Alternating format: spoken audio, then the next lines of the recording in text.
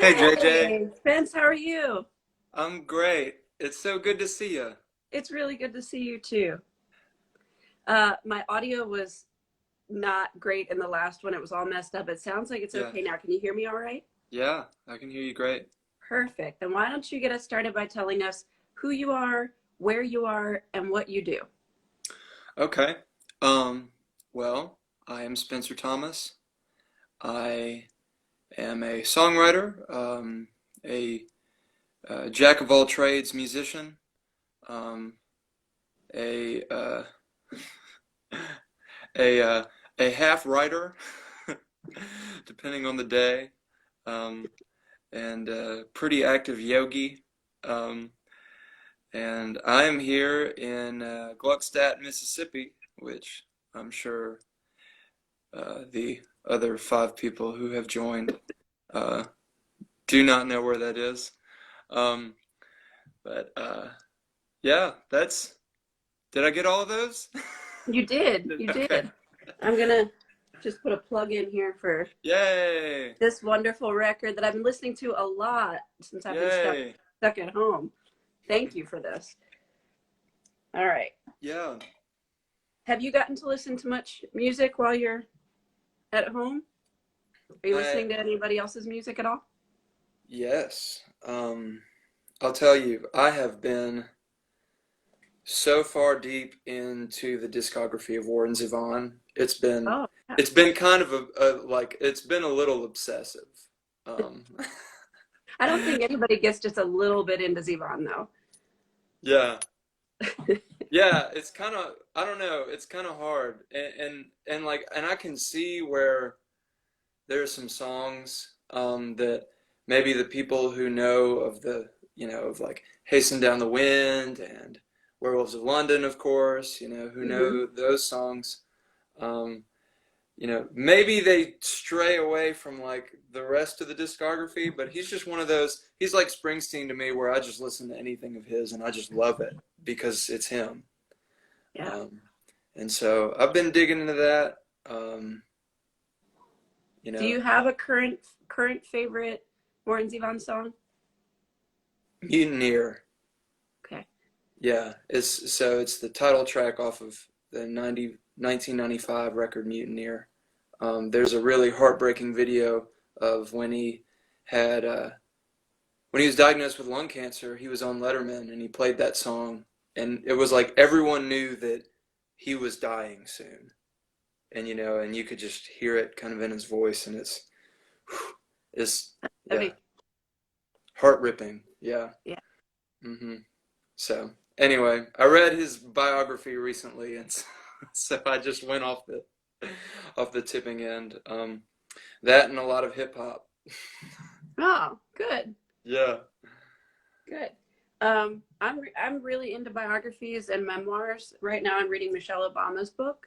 Yeah. Um, Before that I read one about uh, Jim Henson. I read one that my friend wrote called Black Widow, Leslie Grace Streeter, and I read one called Can You Ever Forgive Me? That is by they made a movie out of it starring Melissa McCarthy a couple years ago, but it's a lady who was a literary forger. She would forge letters from great writers and sell them. There's a whole market for this.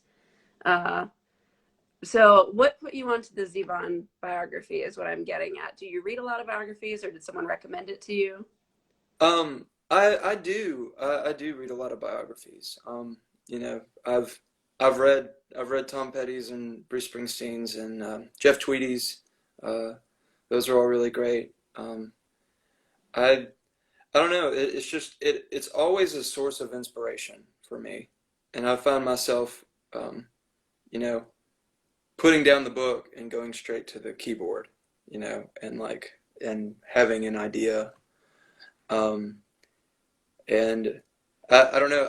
It was actually a Christmas present from my mother, and she was just like, "Well, I don't know what to get you," and I was like, "Well, I love autobiographies," and I was like, "I don't know, give me Warren Zevon," and she did, and I just devoured it.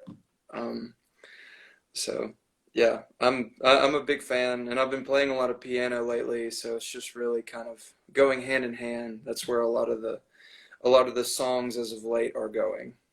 Perfect. Mm-hmm. How else have you been passing the time since we've been stuck at home? What's Um, keeping you busy? yeah, well, definitely like you, reading a whole lot. Uh, Running, um, that's where a lot of the hip hop comes in. Hmm. You know? A lot of Kendrick Lamar, RTJ. Um, Pete turned me on to West Side Gun and Freddie Gibbs. Um, and so I've been doing a little writing myself, some short stories, and Nice.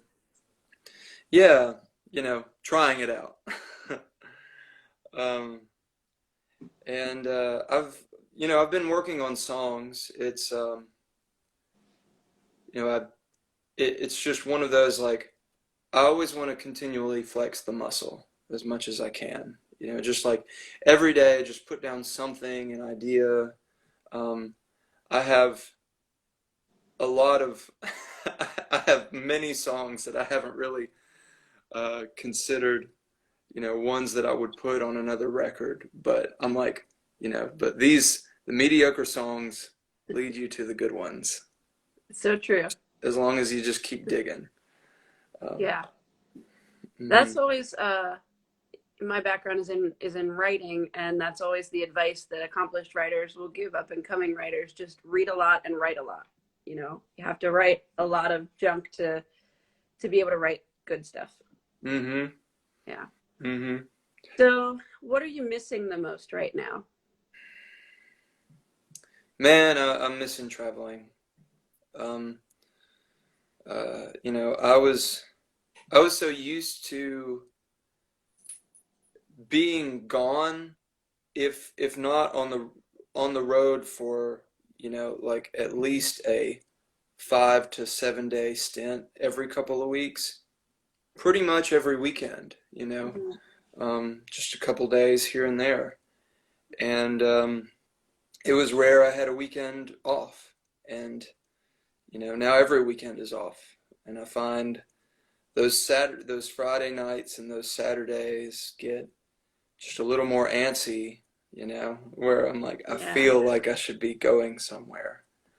Um, and I miss that. There's a lot of affirmation that comes with um, playing these songs on repeat to new audiences. And um, I mean, I think that uh, as songwriters, we enjoy that affirmation, to know that, like, what we're doing is good and right. And uh, it's easy when you're at home writing and not playing these songs in front of people, to kind of feel like an imposter. so um, so yeah, I guess that's really what I miss the most: traveling and meeting new people and connecting um, Yeah. through the songs. And if this wasn't happening right now, is that what you would probably be on the road at the moment, wherever we are, middle of May, on a weekend? Yes, in some capacity. I was planning on slowing down a bit, because actually I was finishing up. I took 3 more online classes.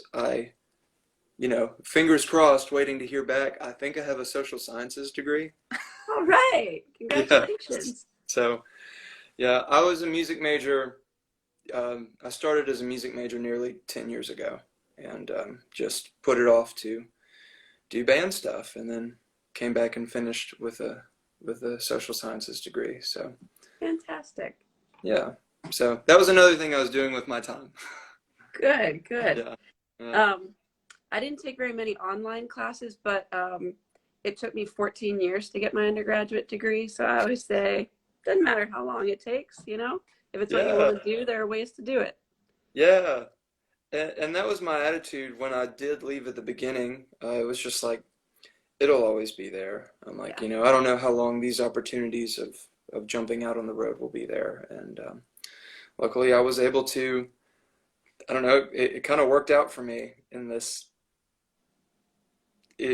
pandemic time. I mean, I'm not saying that, like, this is really a good and convenient thing, but I'm just saying that I was out of the positions I could have been in. I could have been having to cancel a bunch of tour dates or something like that. And that was really not the case, you know. Good. I just had a handful of things around town and just beyond.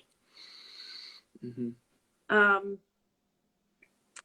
what was I going to say? I wanted to ask you. So I got to meet you when you were here. Gosh, it feels like it was a really long time ago, but it was only in September, Yeah. which wasn't that long ago at all.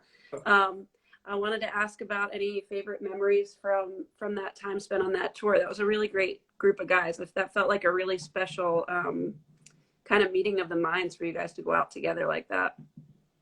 It was. You know, I've always been a fan of Pete. His his songs and Days with Water Liars as well. You know, Pete and Andrew alike. Um, so I've always been fans of them. You know, so I was uh, really just giddy at the opportunity to open and play these shows with Pete. And and having Ethan, who I've played with for years, and GR, who Pete has played with for years, all along for the ride was that much better. Yeah. Um, that time that we played for the Cable House, I would say that was definitely a big fond memory. That was definitely on the top list. Um, same with Club 603 in Baltimore. Yeah, shout out Scott. I think that we have similar sensibilities, Cable House and Club 603. Very different environments, but Yeah. very similar heart. Hmm. Yeah. I agree. I mean, it's just, it's like those are the places where the moment you walk in, like, you know that you're taken care of, you know that you have somewhere to stay, something to eat, people to help you with whatever you need. And it's nice to have that sense of home when you are far away from it. Yeah. For anyone who's listening who doesn't know, Pete that we're referring to is Justin Peter Kinkle Schuster. And the way that tour was structured, you guys, there were five of you for the beginning of the tour, four by the time you made it to us. You were each other's bands. So all of you were on the stage the whole night, but it was your set and then a set of Pete's songs, but the same musicians. Yeah. And man, what a great show. Oh. Yeah. um, tell me how, if people want to find out more about you and your music, where do they go and how can we best kind of support that moving forward into whatever the future looks like? Well, so SpencerThomasSongs.com is my website. Needs a little updating if you ask me, but you can go there and I have some records and CDs. If you're interested in buying one, I will send you one. I always write a little thank you note to everybody who buys a record from me. Whether it's brief, I still like to write one and let people know how important that is to help. Um, you can follow my Instagram page.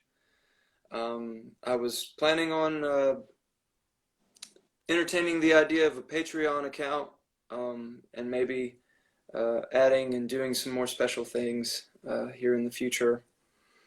Because right now, we are with a new frontier as far as making this work. So yeah, I'm just trying new stuff. Well, if not now, when, If not now, when? I know. It was like my first time doing live streams was during the quarantine, and I was like, oh, you know, uh, people have actually really enjoyed these, and I never would have thought to do that on any other occasion. How did you feel doing that? I mean, that's a very different kind of dynamic because you're not in the Mhm. same room with the people. Did that take some getting used to, or did you kind of fall into it pretty easily? It was it was as nerve-wracking as if I played a show, honestly. It was really it like I got nervous, and but there was point where um, after I did them for a while, I did stop because, you know, I took the slowdown a little bit as like maybe I should also just kind of like pump the brakes and, you know, take the perspective of me as a songwriter off for a minute and just like focus on me as a person for a little bit, you know, because I've been pushing that so hard. So I would say that my view of it is a little skewed because I did get to a point where like I really enjoyed it at first, and then after a while, even I got a little burnout from it, and realized I just needed to take a full break, Mm-hmm. um, and you know, and just get excited about carving out a new direction with songs and lay low. Yeah. Well, it sounds like you've got a very healthy perspective on how to do that. I want to plug this record one more time because I think it's absolutely wonderful. I love Yay! to put it Yeah. on when I'm cooking, when I'm doing anything in the house. I love to have it on. It's just so pleasant. It's so Yay! nice. Thank you. I love it. Anyway, Yeah. so the album is Hanging Tough, and you can get that from Spencer's website. Anybody who's still listening, I'm doing these on the hour every Sunday until we're allowed to leave the house again, coming up at 2 o'clock Eastern, talking to Will Donnelly from Low Cut Connie. The schedule is on my Instagram page. Excuse me. And Spencer, I really thank you for taking some time to talk to me about what you're up to. Yeah, yeah. Well, I thank you for asking me, and I hope that I can make it up to the cable house here soon. And I've had to move it back, but I'm actually planning on being in Athens, Georgia here in August. Moving And to Athens? moving to Athens. Oh, Yeah, wow. yeah. So, really excited about that. Just, you know, um, breaking new territory, Good. trying something new, you know, and so hopefully, and that'll put me a lot closer east to y'all. I'll be in the same time zone at least. Excellent. Well, I hope that we get to have you back up here sooner rather than later. You always have a home here in New York. Yeah, Anytime you're on your way through, we'd love to thank see you. you. So thank you so much. Take Yeah, care, Spencer. bye bye. Bye.